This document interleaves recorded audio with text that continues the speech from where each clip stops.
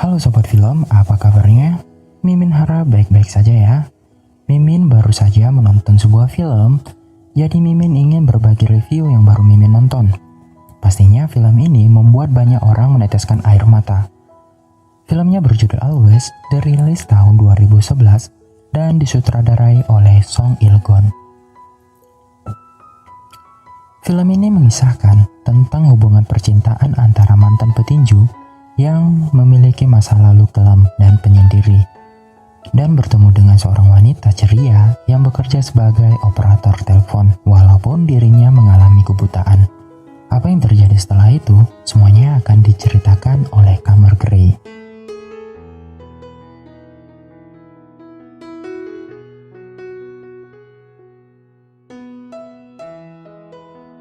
Film diawali dengan seorang pria yang bernama Cholmin. Di sini Mimin mengubah namanya jadi Gon aja lah ya.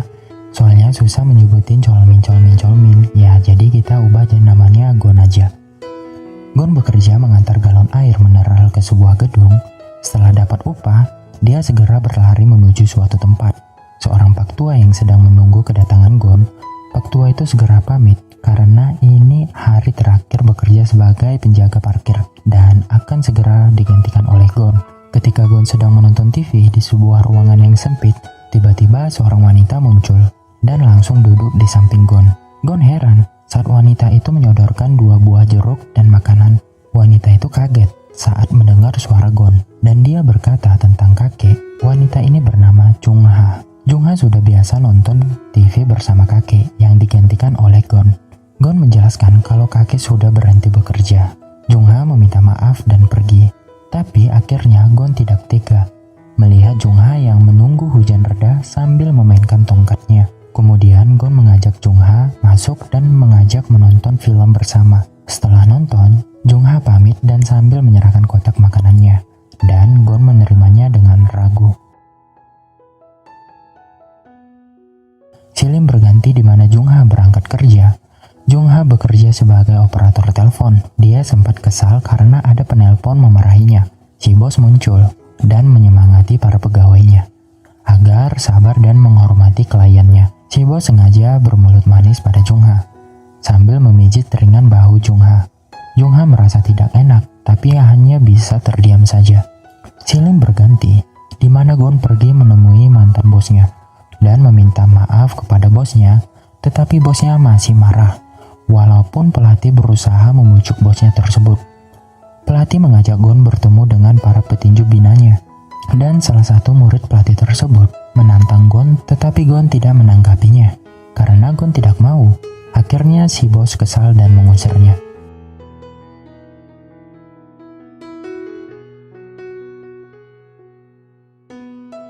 Di saat malam hari, Jung Ha datang dan menonton TV.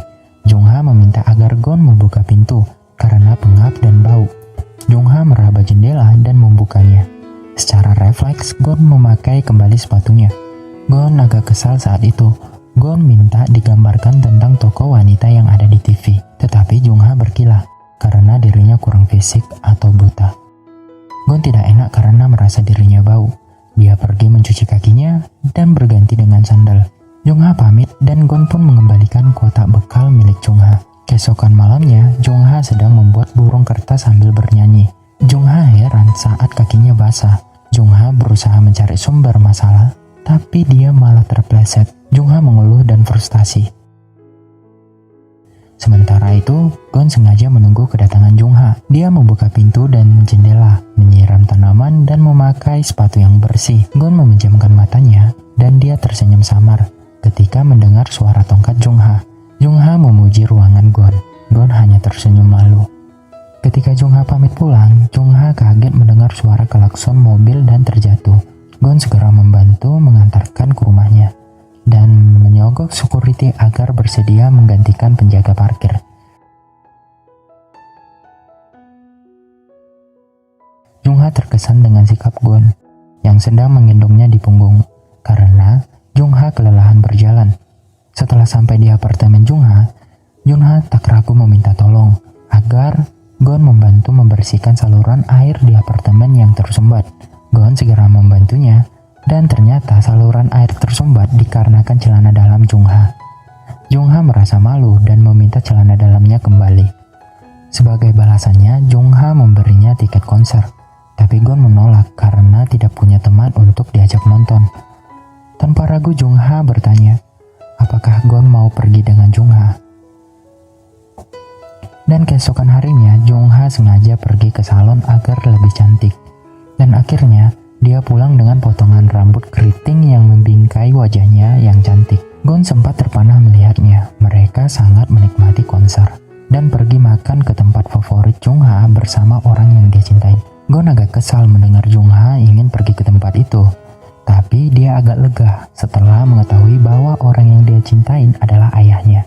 Tapi Gon kembali kesal ketika Jungha bertanya tentang masa lalunya. Jungha merasa diabaikan dan pamit untuk pulang. Tetapi Gon tetap mengantar hingga ke depan pintu apartemennya. Keesokan harinya Jungha merasa penat bekerja, tapi dia harus segera pergi. Bosnya memanggil Jungha agar datang ke ruangannya. Ternyata bos memberi hadiah dengan alasan dirinya baru mengetahui kalau minggu lalu Jungha ulang tahun. Bosnya berusaha merayu dan mengajak makan malam, tapi Jungha menolak. Di sisi lain, Gon bertemu dengan pelatih dan mantan bosnya. Mereka ingin mengajak Gon kembali, tapi Gon menolak. Si bos bertanya apa yang selama ini Gon lakukan setelah pensiun dari tinju. Gon pun tidak menjawab pertanyaan bosnya, dan mengakibatkan bosnya marah dan hendak pergi. Kemudian, Gon mulai berbicara bahwa setelah pensiun, Gon bekerja sebagai penagih hutang. Tetapi akhirnya malah dipenjara selama 4 tahun 3 bulan karena menganiaya orang. Silem berganti di mana Gon mengunjungi rumah sakit dan bertemu dengan Suster Joanna yang sedang merawat seorang pasien pria. Suster itu memberi bendo untuk dihadiahkan kepada teman wanitanya, dan Gon pun hanya tersenyum. Di sisi lain, Jungha pulang ke rumah dan kaget ketika mengetahui bosnya menunggu di depan apartemennya. Bosnya memaksa masuk dan mulai melecehkannya. Jungha berusaha melawan, tetapi karena dirinya buta, maka gerakannya terbatas. Gon muncul di saat yang tepat. Gon marah dan menghajar hingga babak belur. Jungha masih ketakutan, tapi dia tidak suka dengan cara Gon, karena Jungha takut dipecat. Gon berusaha menenangkan dan bersedia membantu Jungha biaya tiap harinya. Tapi Jungha ingin mandiri dan tidak mau dikasihani. Jungha meminta Gon pergi, dan sebelum Gon pergi, Gon meletakkan bendo di atas meja. Hari berikutnya, Gon menunggu Jungha, tetapi Gon tak melihat Jungha. Paginya Gon memutuskan untuk mengikuti Jungha dari jarak yang aman. Saat hendak menyeberang jalan, Gon tak sengaja melihat klinik hewan. Malamnya Jungha mengatakan kalau dirinya berhenti bekerja karena merasa tidak nyaman. Jungha meminta Gon membawa jalan-jalan dan Gon akan membawanya di lain waktu. Keesokan harinya, Gon menjemput Jungha dan memberi hadiah seekor anjing yang akan menemani Jungha agar tidak kesepian. Jungha sangat senang. Dan mereka pergi ke danau tempat dulu Gon sering bermain ketika masih tinggal di panti asuhan. Gon mulai membuka dirinya dan bersedia menceritakan masa kecilnya ketika di panti asuhan. Bahkan mereka saling bertukar batu keberuntungan. Keesokan harinya, Gon menemui pelatih dan bosnya. Dia ingin kembali bertinju. Mereka senang dengan keputusan Gon. Gon seolah memiliki semangat baru. Dia giat bekerja dan berlatih. Gon tak lelah untuk berlatih. Bahkan saat pergi ke apartemen Jungha, Gon naik tangga dengan semangat dan selalu menyapa bocah kecil laki-laki yang bermain di sudut tangga.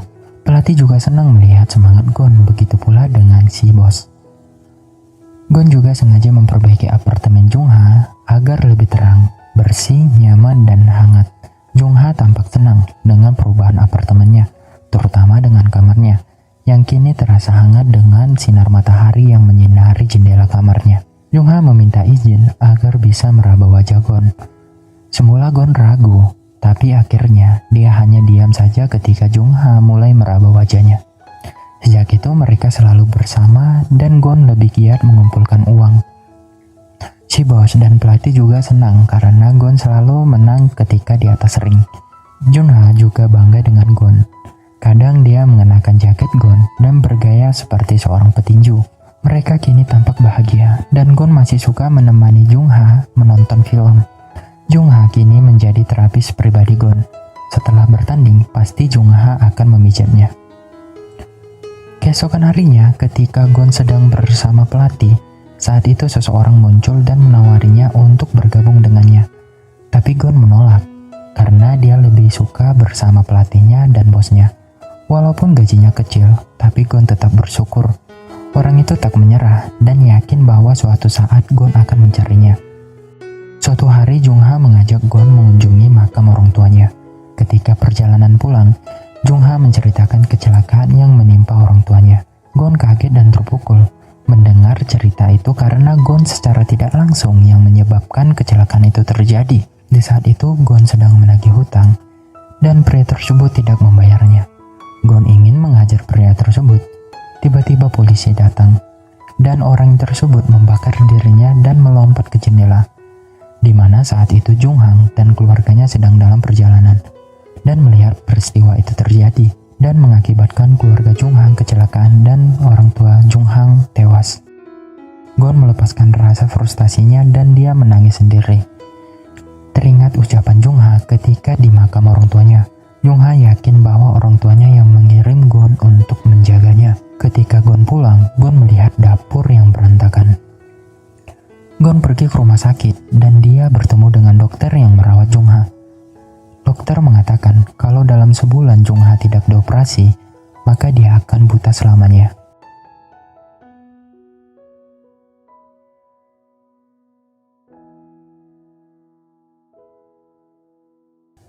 Gon langsung menemui seseorang dan meminjam uang. Orang itu bersedia asal Gon memenuhi persyaratannya.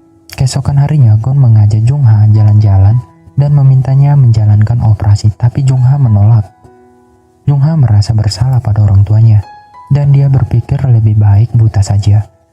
Gon berusaha meyakinkan Jung-ha untuk kebaikannya agar Jung-ha segera menjalankan operasi. Gon berusaha meyakinkan Jung-ha untuk kebaikannya agar Jung-ha segera menjalankan operasi. Silih berganti, di mana Gon bertemu dengan seseorang yang mau memberi uang di muka dengan syarat Gon harus bertanding. Tapi, bila terjadi masalah, maka risiko akan ditanggung sendiri. Gon mengemasi semua barang-barangnya dan membakar untuk menghilangkan jejak. Pelatih kesal dengan keputusan itu, tetapi tekad Gon sudah bulat, dan Gon menitipkan uang untuk Jung-ha pada pelatihnya. Dan Gon menjenguk Jung-ha di RS dan mengantarkannya hingga ke ruangan operasi. Gon berjanji akan menunggu hingga operasi Jung-ha selesai. Tetapi setelah Jung-ha pergi, Gon bergegas menuju suatu tempat dan bertemu seseorang. Singkat cerita, Gon pergi ke Thailand dan menjalani pertarungan tinju maut demi menembus uang yang telah dipinjamnya untuk biaya operasi Jung-ha. Gon berjuang dan berhasil memenangkan pertarungan itu. Kemenangan itu justru membuat seseorang kesal dan berniat mencelakakan Gon. Dengan wajah Gon yang masih babak belur, Gon menelpon dokter, dan Gon terharu karena operasi Jung-ha berjalan dengan lancar. Gon tak henti mengucapkan terima kasih pada dokter. Tiba-tiba Gon diserang, dibacok, dan dirampok, dan Gon tidak sadarkan diri. Di sisi lain, Jung-ha senang sekaligus sedih karena operasinya berhasil, tapi Gon tidak muncul. Dia berinisiatif melaporkan hal itu kepada polisi, tetapi polisi tidak bisa berbuat banyak karena Jung-ha tidak tahu apa tentang identitas Gon. Sementara itu, pemilik gedung marah karena Jung-ha belum juga pindah, padahal gedungnya akan dirobohkan. Ketika akhirnya Jung-ha bersedia pindah, seorang tukang pos datang membawa paket yang berisi bendo. Halaman itu membawa Jung-ha ke rumah sakit tempat Suster Joanna. Suster Joanna senang dan memperkenalkan pada seorang pasien. Pasien itu menyambut Joanna dengan ramah dan dia menceritakan sesuatu yang membuat Joanna kaget atas peristiwa yang dia lihat sewaktu Jung-ha bersama keluarganya. Ternyata Jung-ha baru menyadari ternyata Gon yang ada di peristiwa itu. Jung-ha akhirnya pindah rumah dan mulai menekuni kerajinan dari tanah liat. Dia mencoba membuat replika wajah Gon yang seperti dalam ingatannya. Jung-ha sedih dan tidak tahu harus mencari Gon kemana. Jung-ha kehilangan jejak Gon. Jung-ha hanya bisa menatap sedih ke arah replika wajah pujaan hatinya. 2 tahun kemudian, kini Jungha memiliki toko yang menjual aneka barang dari tanah liat, dan usahanya terus berkembang. Hal itu dibuktikan dengan banyaknya pelanggan yang memesan barang. Jungha juga sering ke rumah sakit untuk membantu pasien dengan pijatannya. Setelah memijat, Jungha menemui kakek yang mengeluh badannya sakit dan ingin dipijat. Seorang pria yang berbaring tidak jauh dari si kakek tertarik mendengar pembicaraan mereka. Dan dia adalah Gon. Gon menoleh dan dia kaget melihat Jungha yang sedang tersenyum sambil memijat. Jungha tertarik melihat Gon dan menghampirinya. Tanpa ragu, dia langsung menawarkan dirinya untuk memijat, tapi Gon hanya terdiam. Justru kakek yang memberi informasi bahwa Gon itu baru pindah dari Incheon dan dia sangat pendiam. Jungha merasa aneh ketika memijat Gon. Ketika melihat nama pasien, dia menghilangkan kecurigaannya. Jungha menyemangati bahwa Gon pasti akan lekas sembuh. Ketika Jungha sudah pergi, Gon membuka kepalan tangannya yang berisi batu pemberian Jungha. Gon menangis sedih dan terharu. Gon senang karena kini Jungha sudah kembali hidup normal. Gon akhirnya sembuh, tapi harus menggunakan tongkat karena kakinya cacat sebelah. Dia pergi ke toko milik Jungha. Sebenarnya dia tertarik melihat kura-kura miliknya, tapi langsung mengalihkan perhatiannya dan membeli tanaman. Setelah itu Gon jalan pergi dan bertemu dengan anjing yang tiba-tiba muncul dan menyalak sambil menobrak Gon. Jungha sampai kewalahan menenangkan anjingnya. Dia agak heran karena anjingnya seolah mengenali Gon. Jungha merasa tidak enak karena ulah anjingnya. Dia menawarkan bantuan, tetapi Gon menolak dengan halus. Jungha mengenali Gon sebagai pasien yang pernah dipijatnya, tapi Gon hanya tersenyum menundukkan sambil berjalan pergi. Si anjing seolah tidak ingin melepaskan tuannya, tapi Jungha menenangkan agar tidak lari mengikuti Gon. Gon berjalan pelan sambil menahan tangis.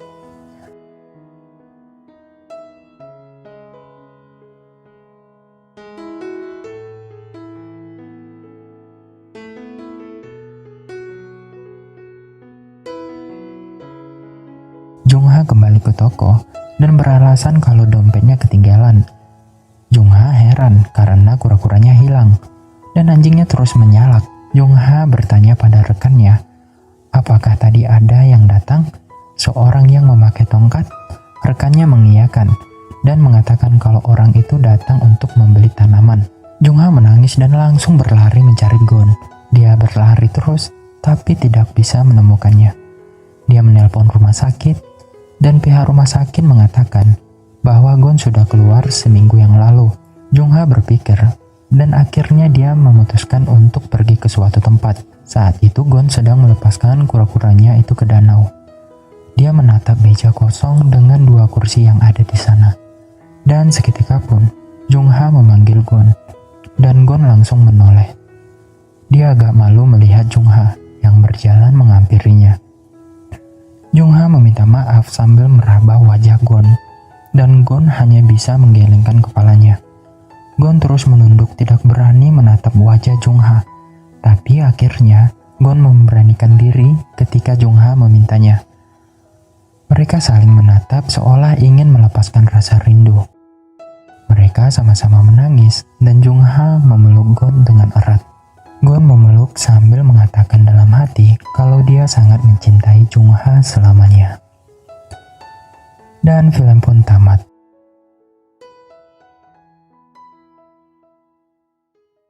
Itulah cerita film Always 2011.